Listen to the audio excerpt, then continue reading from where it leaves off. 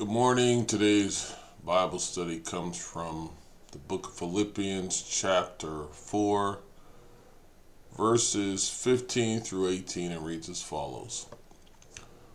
Moreover, as you Philippians know, in the early days of your acquaintance with the gospel, when I set out for Macedonia, not one church shared with me in the matter of giving and receiving, except you only. For even when I was in Thessalonica, you sent me aid more than once when I was in need. Not that I desire your gifts, what I desire is that more be credited to your account. I have received full payment and have more than enough. I am amply supplied now that I have received from Epaphroditus the gifts you sent. They are a fragrant offering, an acceptable sacrifice pleasing to God. And Paul is still in the process of thanking the Philippians for their gifts. And he says when he started out in the beginning of the gospel, when he started out, that they shared with him when no other church did. And he says, no church shared with me concerning giving and receiving, but only you. Paul acknowledges them, and he acknowledges them for their longevity and for the simple fact that they gave from the beginning. And in this time of Paul's life, this period of time, Paul is expressing his gratitude, and he's bringing back to attention that he is always remembered and letting them know that they had supported him even when he was in Thessalonica. And it wasn't that Paul, as he says, not that I seek these gifts. He wasn't looking for gifts, but what he did get, from them was the fact that they gave. And that is when he says their fruit abounds to your account. When they increase the fruit in their account before God by giving from the beginning, the heart and the mindset they had to have just to give. And Paul is not so engulfed in the gift that he received and the gifts that he received, but the fact that something must have touched them or hit home, because the gift of giving was huge here. And, even when we are in distress or downtrodden or poor, we still have the ability to give. And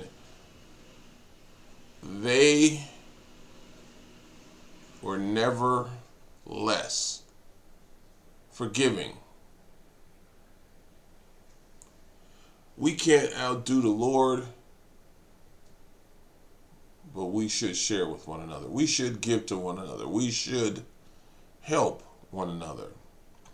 And then Paul relates it to a fragrance. And it sounds similar to when you hear them talk about a sweet smelling aroma unto the Lord, because he says a sweet smelling aroma, an acceptable sacrifice, well pleasing to God. And this is really Paul describing the gift, being very descriptive about the gift. And like I said, it takes you back to when they were burning the animals for sacrifices. And Paul says this, but don't think that Paul hadn't said this before, because he has said this before. And it is a good thing. It is a very good thing. So Paul lets them know, hey, I thank you. And it isn't even the gifts really. It is truly the fact that you gave from beginning to end.